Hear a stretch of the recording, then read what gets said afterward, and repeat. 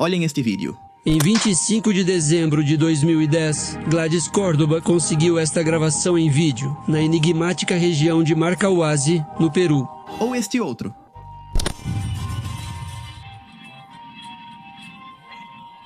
Ambos se tornaram virais, porque supostamente neles podem ser vistos gigantes. Inclusive, o segundo vídeo tem uma história de fundo assustadora, se você procurar com paciência. Abundam esses registros que afirmam ser a prova contundente e definitiva de que existem seres colossais vivendo às margens da nossa civilização, nas montanhas ou em cavernas que os conectariam com cidades subterrâneas. Mas não vamos nos adiantar, isso é curioso. Culturas que não se conheceram falam da mesma coisa, todas falam da existência de gigantes. Estamos falando de seres enormes que teriam vivido entre os homens, que ensinaram conhecimentos proibidos, desafiaram os deuses ou foram castigados por eles. Alguns se misturaram com os humanos, outros foram aniquilados por dilúvios ou por guerras celestiais.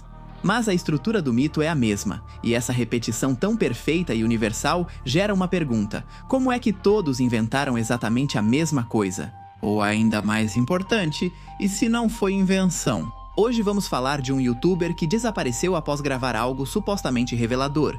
De um gigante morto por militares, descobertas incríveis, um ser de 2 cabeças que hoje estaria em um museu de curiosidades e muito mais.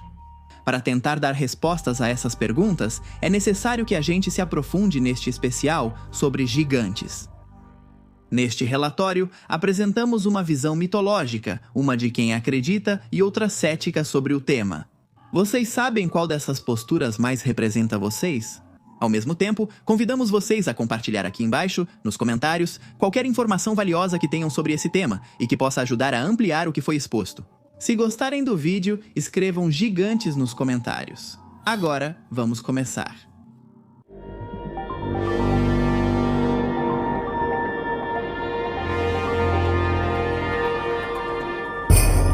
Os gigantes, nas mitologias. No início, várias civilizações contaram a mesma história. O mundo era jovem, os deuses caminhavam entre os homens e os gigantes habitavam a terra. Eles foram os primeiros, os mais antigos, os que construíram montanhas, moveram rios e ergueram as pedras que depois se tornariam templos, mas algo mudou. Os deuses se enfureceram, ou o homem se rebelou. O fator de ruptura depende da cosmovisão do grupo em questão. Só se sabe que um evento de grande impacto modificou as regras estabelecidas até então. A partir desse momento, os humanos, tal como conhecemos, começaram a se desenvolver. Dos gigantes restou uma memória fragmentada, ossos desenterrados, nomes repetidos em preces esquecidas e testemunhos tão ambíguos quanto sugestivos. No Antigo Testamento, especificamente em Gênesis 6:4, há uma frase que durante séculos perturbou teólogos e arqueólogos.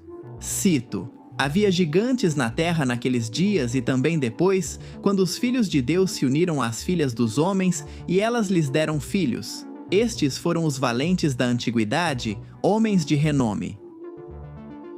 A palavra original do texto não é gigantes, mas sim nefilim, que vem do hebraico nafal e significa cair. Alguns tradutores os interpretaram como os caídos, outros como os que fazem cair, por isso, neste caso, a presença de gigantes pode ser devido a um erro de tradução. No entanto, nos textos apócrifos ou não canônicos, especialmente no livro de Enoque, sua história é expandida com uma precisão quase perturbadora, segundo Enoque. Um grupo de anjos, os vigilantes, desceu do céu para se unir com as mulheres humanas. Dessa união nasceram os gigantes, seres de enorme tamanho e sabedoria, que ensinaram aos homens conhecimentos proibidos como metalurgia, astronomia e magia.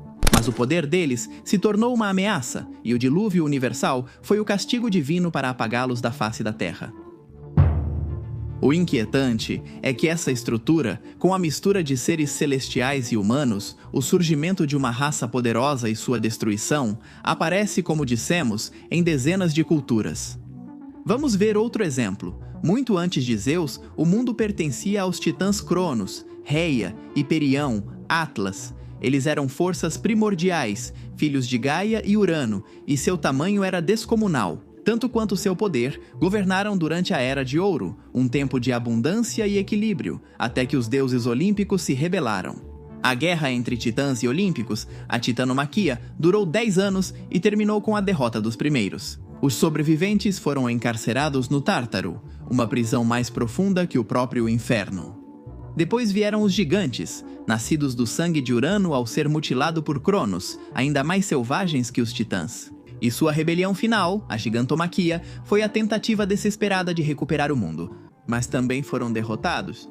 Os gregos acreditavam que cada montanha era o corpo petrificado de um gigante morto sob o raio de Zeus, no norte gelado. Os escandinavos deram outra versão.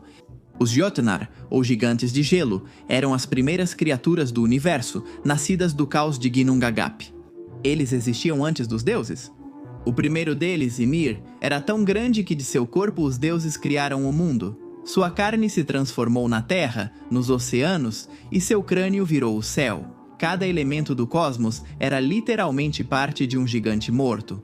Com o tempo, os Jötnar foram demonizados e considerados inimigos dos deuses e representantes do caos, mas nos textos mais antigos, eles não eram malignos, o que vale a pena destacar. Isso os torna estranhamente parecidos com os titãs e todos os colossos que existiram antes do homem comum. Do outro lado do oceano, na Mesoamérica, os povos nauás também falavam de gigantes. Segundo a lenda dos sóis, o mundo já havia passado por várias eras. No primeiro sol, os Kinametsini gigantes, que mediam mais de 4 metros, dominaram a terra. Eles foram destruídos pelos deuses por causa de sua soberba. Quando o céu desabou sobre eles, seus ossos, diziam os astecas, ainda podiam ser encontrados enterrados sob as montanhas. Nas lendas dos Dogons do Mali, fala-se dos Nomo, seres anfíbios que desceram do céu e ensinaram astronomia e sabedoria aos homens. Embora não fossem descritos como gigantes, no sentido físico, sua estatura simbólica e sua conexão celestial os relacionam com os Nefilins do Gênesis, nas ilhas do Pacífico, como Fiji e Samoa. Também eram contadas histórias de ancestrais gigantes que construíram os templos de pedra, que até hoje desafiam a lógica arquitetônica. Os antigos egípcios falavam dos Shem-Suor, uma raça de reis que governou o Egito antes dos faraós, quando os deuses ainda caminhavam entre eles. E em Madagascar, a tradição oral menciona Bassimba, um povo enorme e antigo, exterminado pelos homens menores que chegaram depois. Impressionante. Bem, isso é só o começo, para dizer o mínimo. Quando os conquistadores espanhóis chegaram à América, ouviram tantas histórias sobre gigantes que até alguns cronistas escreveram ter visto ossos humanos de tamanho desproporcional. Patagônia, terra de gigantes. Quando a expedição de Fernando de Magalhães cruzou as costas austrais em 1520, o mundo europeu ainda não sabia o que existia além do fim do mapa. O frio, o vento e as costas vazias do sul do que hoje é a Argentina deram origem a uma das lendas mais persistentes da exploração, a dos gigantes patagônicos. Aquele território, descrito pelos cronistas como hostil e silencioso, tornou-se por séculos palco de uma das histórias mais contadas do Novo Mundo. Tudo começou, como muitas vezes, com um testemunho escrito. Antônio Pigafetta, cronista da expedição, deixou em seu diário uma cena que marcaria um antes e um depois no imaginário europeu. Um dia, enquanto a tripulação consertava as embarcações na região de Puerto San Julián, apareceu na praia um homem de proporções descomunais. Pigafetta o descreveu como um ser de tal estatura que a cabeça dos espanhóis mais altos mal chegava à sua cintura. O gigante dançava, jogava pó sobre a cabeça e parecia tão inocente quanto desconcertante. Magalhães, surpreso mas curioso, ordenou a um dos seus que imitasse seus gestos para ganhar sua confiança. Assim, diz Pigafetta, começou o primeiro contato entre europeus e aquele povo de homens enormes. Aquele episódio, relatado com a fascinação típica de quem pisa em um mundo desconhecido, foi suficiente para selar um nome. Patagón. A origem do termo não é totalmente clara. Alguns dizem que vem de pata grande, referindo-se ao tamanho dos pés desses homens. Alguns associam a um personagem de romance de cavalaria. Chamado assim de uma forma ou de outra, o nome ficou registrado nos mapas. Desde então, a região passou a ser chamada de Patagônia, a terra dos patagões, ou simplesmente a terra dos gigantes. Nos anos seguintes, outros viajantes confirmaram o mito. Ao retornar à Europa, as crônicas se multiplicaram e cada relato aumentava a altura dos habitantes do sul. Alguns diziam que mediam 3 metros, outros 4 metros. As histórias relatavam tribos de colossos vivendo no fim do mundo, caçando animais com arcos do tamanho de um homem e andando descalços, deixando pegadas que marinheiros afirmavam ter visto. Os mapas do século XVI chegaram até a incluir ilustrações de gigantes no extremo sul, como se fossem parte natural da geografia. Com o passar dos séculos, as expedições científicas tentaram comprovar o que a imaginação havia engrandecido no século XVIII. Marinheiros britânicos e franceses percorreram a região e não encontraram vestígios de seres tão descomunais. Eles encontraram povos originários com estatura mais alta do que a média europeia, como os Tehuelches, que podiam chegar a 1,90 m, numa época em que um europeu médio media pouco mais de 1,60 m. Essa diferença, junto com a surpresa do primeiro encontro e a tendência de exagerar o exótico, parece ter sido suficiente para que a história fosse distorcida a cada nova narrativa. Talvez os gigantes fossem apenas homens grandes, vistos por olhos que buscavam prodígios. O mito, porém, nunca sumiu. Os séculos se passaram, as terras do sul foram povoadas e os gigantes continuaram aparecendo em relatos de viajantes, em livros, em museus e até em circos. É aí que a história se torna obscura e se entrelaça com outra história. Ainda mais estranha é a do suposto gigante de 2 cabeças, chamado Cap 2. O gigante bicéfalo. O relato de Cap 2 circula desde o século XVII. De acordo com as versões mais conhecidas, marinheiros espanhóis teriam capturado em uma praia do sul da América do Sul um ser com mais de 3 metros de altura, com 2 cabeças e corpo humano. Textos citam que foi achado na Patagônia, reforçando a ligação com os gigantes de Magalhães. Impressionados, os marinheiros o teriam feito prisioneiro e, ao tentar fugir, Cap 2 morreu atravessado por uma lança. Seu corpo, conservado e posteriormente mumificado, teria acabado na Inglaterra, onde foi exibido durante décadas como uma curiosidade.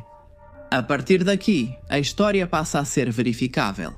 Sabe-se que no início do século XX, em uma cidade inglesa, existia uma exposição de fenômenos estranhos conhecida como Birnbach Pier, e entre suas peças estava o corpo mumificado de um suposto gigante de 2 cabeças. Era o próprio Cap 2.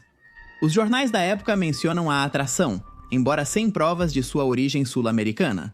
Depois de vários anos em exibição, o corpo teria sido adquirido por um colecionador britânico e em 1959 levado para os Estados Unidos.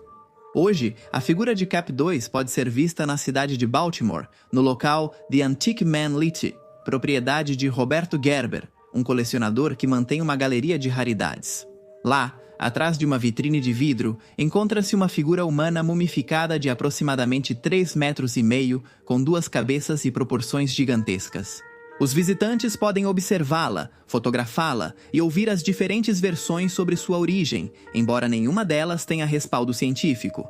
Até agora, não houve estudo forense independente ou datação moderna que confirme se é um corpo real ou uma composição.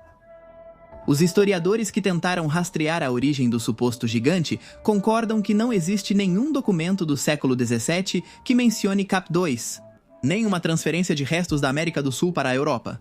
Alguns especialistas em antropologia forense apontam que muitas amostras de fenômenos de feira dos séculos XIX e XX eram criações feitas com partes humanas reais, combinadas com técnicas de taxidermia, uma prática comum nos espetáculos de curiosidades vitorianos. Ainda assim, a imagem de Cap 2 se tornou icônica.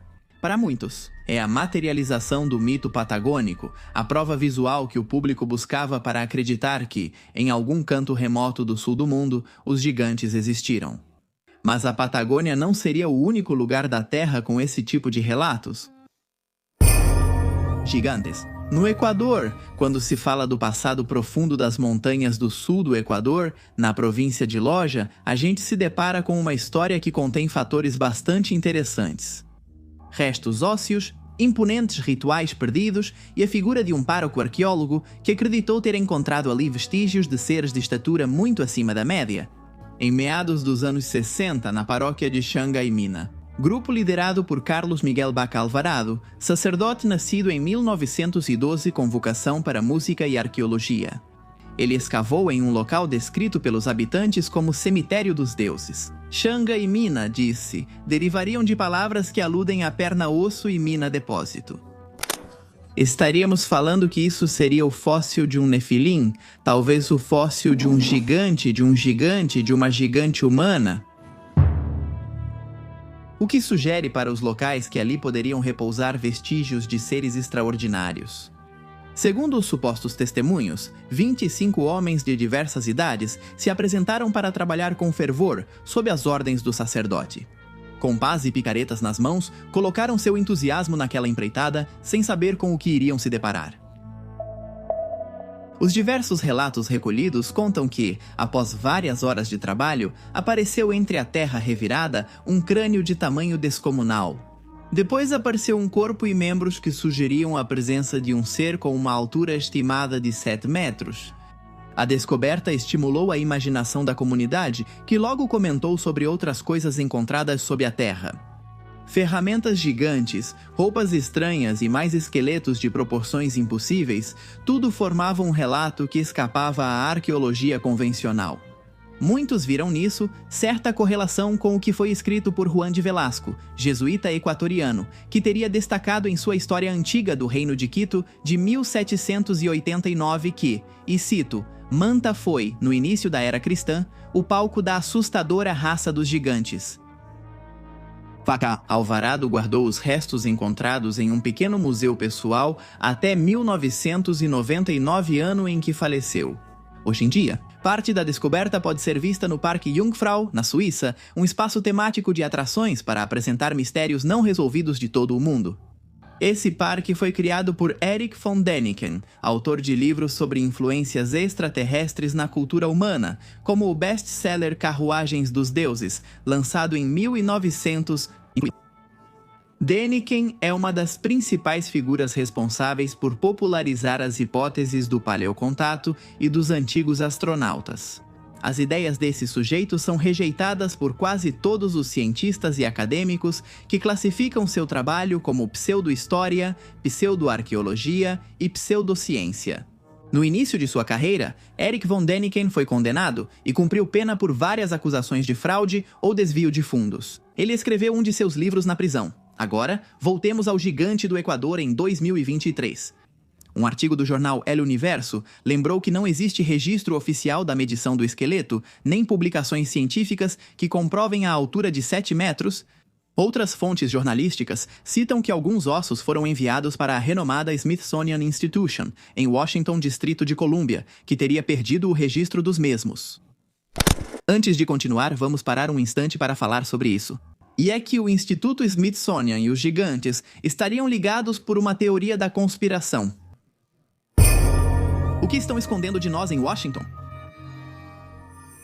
Entre os pesquisadores do inexplicável, circula uma hipótese persistente de que o Instituto Smithsonian, uma das instituições científicas mais respeitadas dos Estados Unidos, teria tido um papel fundamental no suposto desaparecimento dos ossos de gigantes, segundo alguns historiadores alternativos. No final do século XIX, o Smithsonian teria recebido vários esqueletos anômalos, enviados por arqueólogos e colecionadores do país. Em seguida, os restos foram catalogados e guardados, nunca mais vistos. Com que objetivo preservar uma narrativa evolucionista que não contradissesse a ciência oficial? Mas isso faz sentido? Uma instituição prestigiosa estaria à mercê de interesses de uma alta hierarquia que gostaria de ocultar a presença de gigantes em civilizações passadas. E, em todo caso, o que mudaria se pudéssemos comprovar que realmente existiram seres de um tamanho maior do que sempre soubemos? A resposta nesse sentido é complexa. Aqueles que acreditam que a existência de gigantes foi ocultada associam os gigantes a raças-mãe e civilizações com conhecimentos mais precisos sobre as energias do mundo. Um conhecimento que, se hoje se tornasse massivo, poderia colocar em xeque aqueles que dominam as finanças internacionais. Em resumo, acredita-se que ao ocultar os gigantes, não estaria apenas se preservando um relato sobre a evolução, mas também uma forma de compreender as dinâmicas com as quais a própria realidade funciona. Mas então, compreender os gigantes nos aproximaria de uma espécie de era dos monstros? Gigantes são uma espécie de monstros. gigantes, uma espécie de monstros, ou seja, os gigantes, monstros, ou seja, gigantes são uma espécie de monstros, ou seja, gigantes, monstros, gigantes, uma espécie de monstros. São uma espécie de gigantes como monstros, ou seja, que os gigantes são uma espécie de monstros, ou seja, gigantes monstros, ou seja, que gigantes, gigantes. A notícia era falsa, mas o boato persistiu. E embora não haja provas de uma conspiração oficial, existem registros de que, durante a expansão arqueológica norte-americana do século XIX, milhares de restos indígenas e artefatos foram efetivamente retirados de seus contextos originais e transferidos sem documentação clara. Não houve encobrimento oficial, mas um vazio e manobras duvidosas que seguem sem explicação. Se foi por um simples erro, negligência ou interesses obscuros, aqueles que afirmam que as teorias da conspiração são totalmente infundadas alegam que a arqueologia tradicional pode explicar sem problemas todas as descobertas feitas nas últimas décadas. Mas isso é verdade? Vamos analisar alguns casos em que foram feitas descobertas polêmicas, descobertas que muitas vezes acabaram sendo confirmadas como fraudes, mas que em outras ocasiões deixaram uma dúvida que continua viva. Anomalias arqueológicas. No século XIX, em meio à febre arqueológica e científica, surgiram notícias que pareciam de ficção científica. Escavadores, fazendeiros e caçadores de tesouros afirmavam ter encontrado esqueletos humanos de tamanhos impossíveis, 3, 4, até 5 metros de altura.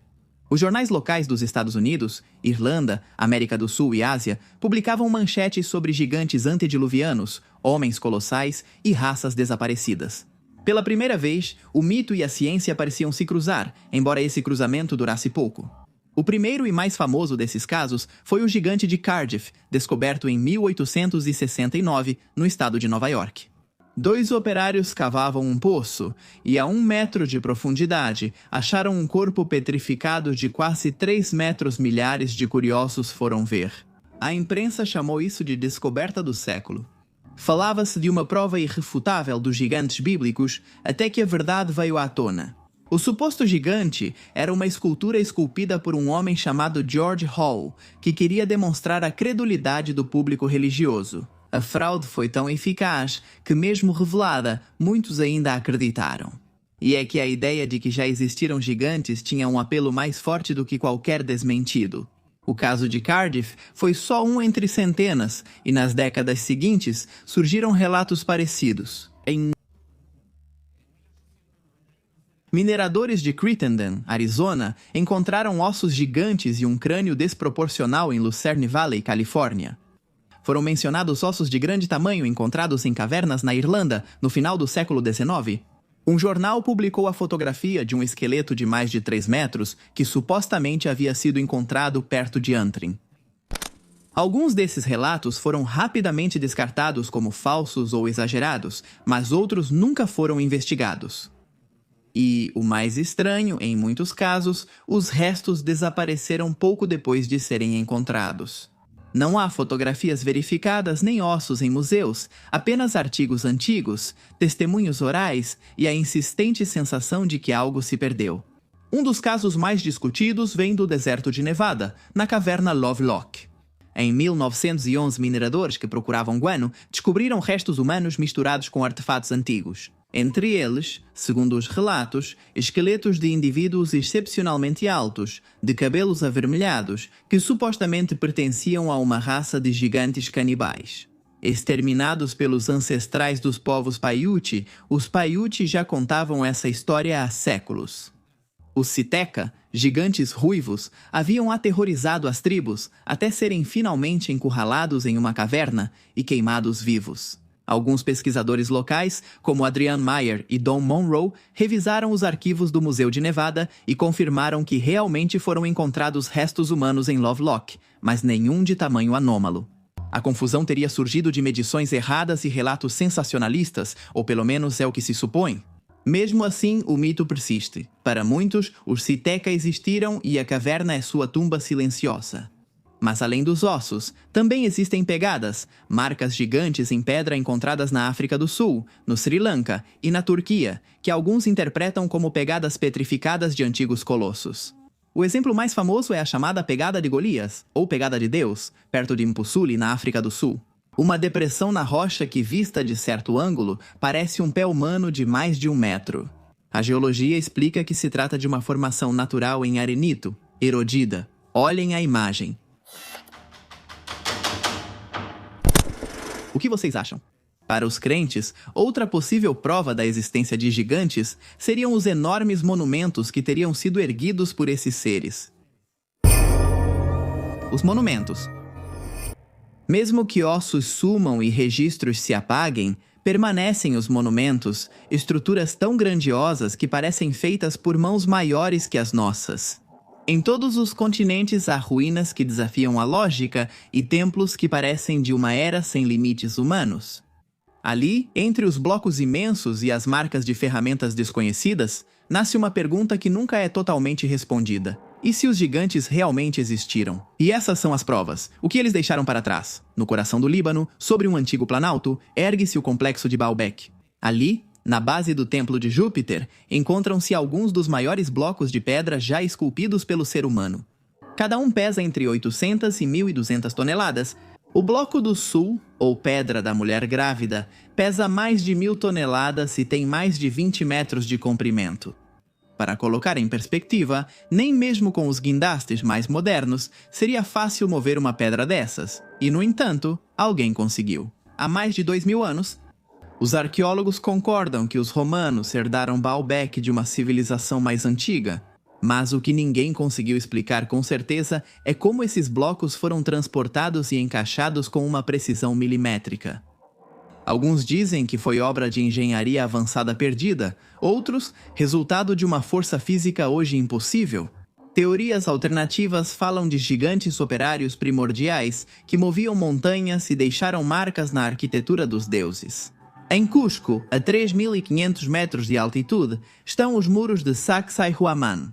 Pedras de várias toneladas encaixadas sem argamassa, tão unidas que nem uma folha de papel passa entre as juntas. Cada bloco tem uma forma irregular, como se tivesse sido fundido e moldado no próprio local. Algo que os Incas, com a tecnologia que tinham, conseguiram realizar nessa escala. Os cronistas espanhóis, ao verem as ruínas pela primeira vez, acreditaram que tinham sido construídas por demônios. Arqueólogos modernos atribuem a obra à civilização Inca. Mas o fato é que as técnicas exatas de talha e transporte ainda não estão totalmente claras. Na Inglaterra, os celtas também falavam sobre gigantes. Diziam que Albion, o primeiro habitante da ilha, era um ser enorme, descendente dos titãs. E que foi? Ele ensinou os homens a erguer círculos de pedra para os deuses. O mais famoso deles, com certeza você já conhece, Stonehenge, segundo uma das versões medievais do mito arturiano. As pedras de Stonehenge foram trazidas da Irlanda pelo mago Merlin, com a ajuda de gigantes, que as colocaram em círculos sobre a planície de Salisbury. Hoje sabemos que o monumento é de 3.000 a 2.000 a.C., e que seus construtores eram povos neolíticos, sem ferramentas metálicas. Ainda assim, os blocos de pedra pesam entre 25 e 40 toneladas e vêm de pedreiras localizadas a mais de 200 quilômetros de distância.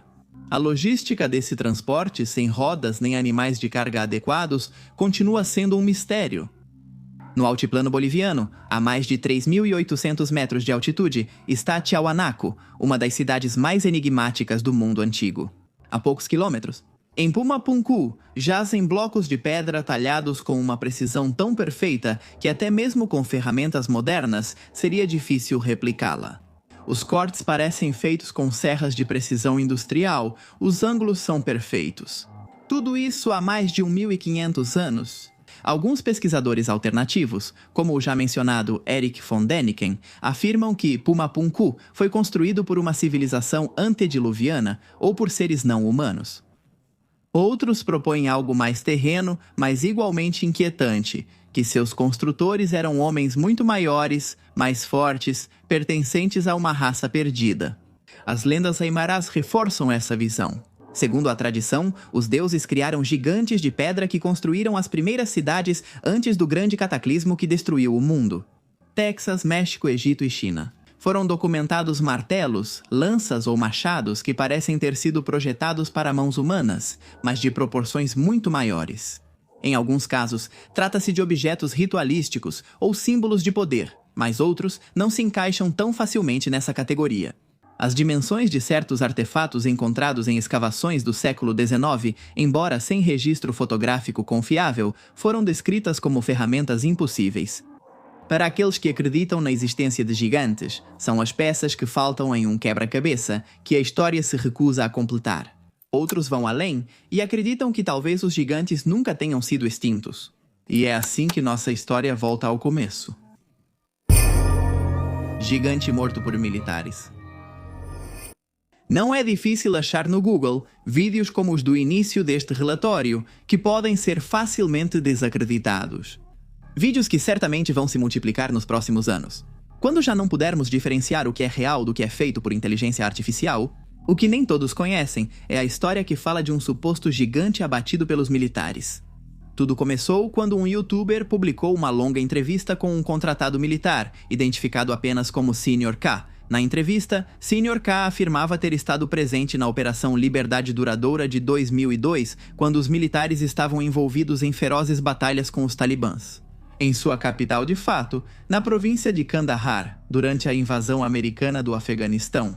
Segundo o Sr. K, os soldados norte-americanos haviam descoberto que as forças rivais tinham uma arma oculta, uma arma viva. Era um gigante de 4 metros, cabelos vermelhos, 6 dedos e 2 arcadas dentárias. A criatura, conhecida como Gigante de Kandahar, inclusive chegou a matar um dos soldados das forças especiais com uma lança, antes que o restante da unidade o derrubasse com 30 segundos de fogo contínuo. Supõe-se que o exército ficou encarregado de ocultar o corpo da criatura. Faz sentido pensar que estejam treinando os gigantes como bestas de carga ou combate? Isso faz sentido em um mundo onde a capacidade letal do armamento tecnológico aumenta a cada segundo? Será que a necessidade do ser humano de subjugar os outros chegou a esses níveis surreais? E já que chegamos a esse ponto, vamos descobrir a história por trás do segundo vídeo que vimos no começo, o gigante de Andrew Dawson. No início, ninguém imaginava que um vídeo curto nas redes sociais se tornaria um enigma sem precedentes.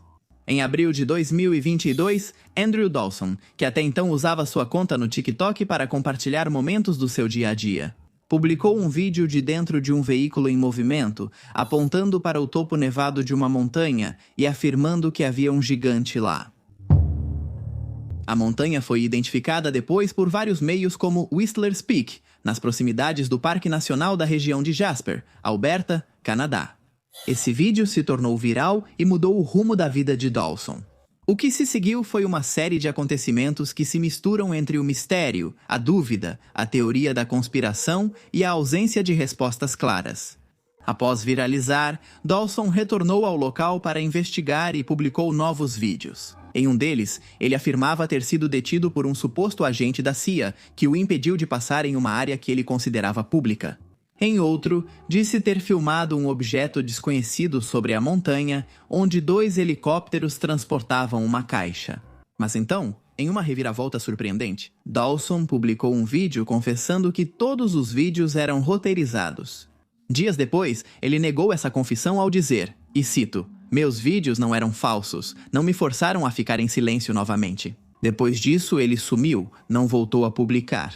Não houve confirmação clara sobre seu paradeiro. Em 1º de julho de 2022, o jornal Campbell River Mirror publicou um obituário anunciando seu falecimento, com nome completo, data de nascimento e idade. No entanto, o aviso não detalhava a causa da morte nem as circunstâncias, nunca foi verificada publicamente a autenticidade do obituário, não foi apresentada uma declaração oficial sobre sua figura, que Dawson filmou na montanha, descrita como gigante, também não foi verificada como um humano de estatura extraordinária. Análises independentes sugerem que pode ter sido uma torre de telecomunicações ou uma ilusão de ótica à distância. Hoje, quem relê a história desse criador de conteúdo faz isso sabendo que muitos dados estão à beira do verificável. Andrew está morto ou simplesmente decidiu desaparecer? A figura na montanha era realmente um gigante? Houve realmente intervenção de órgãos secretos ou tudo não passou de uma ótima invenção? Seu desaparecimento segue um mistério moderno e, para alguns, prova de que alguém poderoso oculta informações sobre os gigantes. Como já mencionamos há alguns minutos, a ciência, no entanto, tem outra postura em relação a esses seres. Erros de catalogação, exageros jornalísticos, invenções inescrupulosas. Sim, tudo isso e algo mais. Perspectiva científica. Até hoje, a ciência não encontrou provas verificáveis da existência de uma raça de gigantes humanos. Essa é pelo menos a conclusão oficial. Nenhum esqueleto humano com mais de 2,70 m foi autenticado segundo os padrões arqueológicos modernos. Nenhum vestígio de DNA revelou uma espécie de hominídeo descomunal, nenhum fóssil conseguiu sustentar o que durante séculos foi narrado pelos textos sagrados. Mas mesmo assim, o tema persiste, e isso também é um mistério para a ciência. Por que uma ideia sem evidência concreta resiste tanto na cultura humana? O primeiro ponto que os antropólogos destacam é o mal-entendido histórico. Por séculos, camponeses europeus e asiáticos encontraram ossos enormes, achando que eram humanos, sem saber que eram de mastodontes ou mamutes. Há registros na Grécia do século IV a.C., onde ossos gigantes expostos em templos eram venerados como relíquias de heróis mitológicos. Mais tarde, paleontólogos modernos determinaram que eram restos de elefantes extintos. O erro era compreensível. Nos tempos antigos, não se conhecia a existência de espécies extintas. Tudo o que era grande devia ser necessariamente humano. Assim, durante a Idade Média, mitos inteiros foram construídos em torno dessas descobertas mal identificadas. A ciência posterior, ao compreender o registro fóssil, corrigiu essa interpretação. Os gigantes eram, na verdade, os ecos petrificados da megafauna que conviveu com os primeiros humanos. Outro fator que os especialistas destacam é a distorção cultural e narrativa em sociedades onde a transmissão oral era a norma. Cada história ficava maior com o tempo. Os fortes viravam colossos ou titãs e o inimigo era visto como um gigante. Na mitologia, tamanho muitas vezes se refere ao moral ou simbólico, não ao físico. Na antropologia, os gigantes simbolizam o caos, a natureza ou deuses punitivos. Assim, os Nefilim ou os Jotnar não seriam lembranças de seres reais, mas sim personificações do medo humano diante do desconhecido. No entanto, há um elemento mais delicado. Os cientistas também reconhecem a existência de indivíduos humanos excepcionais, cujo tamanho desafia as proporções comuns. Exemplos como Robert Wadlow, o gigante de Illinois com 2,72 metros em 1940, ou John Rogan, que tinha mais de 2,67 metros, são lembretes de que o corpo humano pode alcançar alturas extraordinárias. Essas condições, conhecidas como gigantismo ou acondicionamento, são causadas por alterações hormonais na glândula pituitária. Em sociedades antigas, onde um indivíduo assim podia parecer uma criatura sobrenatural, não é difícil imaginar como um fenômeno biológico se transformou em um mito coletivo. Um único gigante real teria sido suficiente para alimentar a lenda por gerações. A ciência também destaca que, durante a chamada Era de Ouro do sensacionalismo jornalístico, muitos jornais publicavam histórias fantásticas sem verificar as fontes, com manchetes feitas para vender. Por outro lado, os hominídeos, conhecidos desde o Australopithecus até o Homo sapiens, apresentam variações anatômicas, mas dentro de limites coerentes com a nossa biologia. O mais alto provavelmente foi o Homo heidelbergensis, que podia medir cerca de 2 metros, uma estatura considerável, mas não gigantesca. Quanto ao Gigantopithecus blacki, frequentemente citado em teorias alternativas, era um símio, não um humano. Habitou a Ásia há cerca de 300 mil anos e, embora medisse quase 3 metros, sua estrutura corporal era mais parecida com a de um gorila enorme do que com a de um homem. Para a ciência, o gigante humano como uma raça independente simplesmente não se encaixa nas evidências evolutivas. Mas isso não interessa à cultura popular. Os gigantes na cultura. Durante o século XX, os gigantes migraram do terreno do sagrado para o da cultura popular. A literatura fantástica os transformou em metáforas de poder, medo ou apocalipse. Em As Viagens de Gulliver, de Jonathan Swift. O tamanho exagerado não é biológico, mas refere-se ao ego humano e seus absurdos. Mais tarde, na épica moderna de O Senhor dos Anéis, Tolkien devolveu a ele sua força ancestral com os Ents, os Trolls e os Colossos de Pedra. Criaturas que, apesar de fictícias, remetem ao passado em que humanos acreditavam viver com seres gigantes. No cinema, o arquétipo do gigante varia de King Kong e Jack, o caçador de gigantes, as criaturas titânicas do universo Godzilla. Tivemos recentemente um fenômeno global na cultura do anime com Shingeki no Kyojin, Attack on Titans. Uma história que falava de um mundo de humanos presos atrás de vários muros de grande altura e protegidos do ataque de gigantes que só queriam devorá-los. Todos simbolizam algo além do tamanho, representando a rebelião do primordial contra a modernidade e a memória viva da Terra, desafiando a soberba humana. Mas o mito não sobrevive apenas na arte, também se reinventa no discurso conspiratório. Desde o final do século XX, a internet se tornou o novo campo de batalha entre o oficial e o oculto. Fóruns, vídeos e blogs passaram a reunir fotos antigas, relatos e supostos documentos censurados sobre achados arqueológicos de esqueletos gigantes. Nesse cenário, surgem os arqueólogos digitais, anônimos, pesquisadores autodidatas, youtubers e divulgadores que buscam reconstruir a história perdida em seus computadores. Eles analisam fotografias aéreas, revisam arquivos desclassificados, comparam mitos entre culturas e, às vezes, encontram padrões inquietantes. Hoje, um vídeo de supostos gigantes, gravado à distância e com baixa qualidade, pode viralizar nas redes sociais em poucos dias. Os algoritmos alimentam a fascinação, misturando fatos arqueológicos reais com teorias cada vez mais ousadas de que os gigantes foram os verdadeiros construtores das pirâmides, que seus restos foram ocultados após o dilúvio universal ou que ainda dormem sob o gelo da Antártida. Alguns até os vinculam com civilizações extraterrestres, afirmando que os filhos dos deuses do Gênesis seriam visitantes de outros mundos que manipularam geneticamente a humanidade.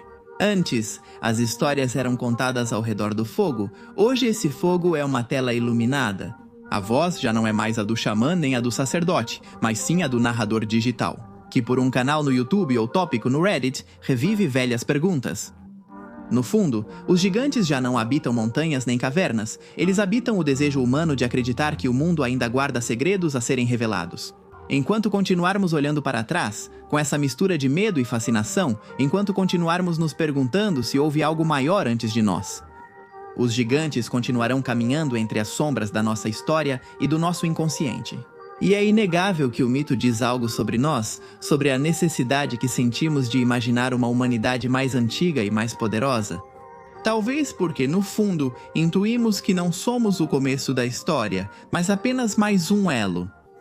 Talvez porque, além de toda a versão oficial, persiste a dúvida de que, sob nossos pés, possam descansar ou passear os verdadeiros e enormes fundadores do mundo.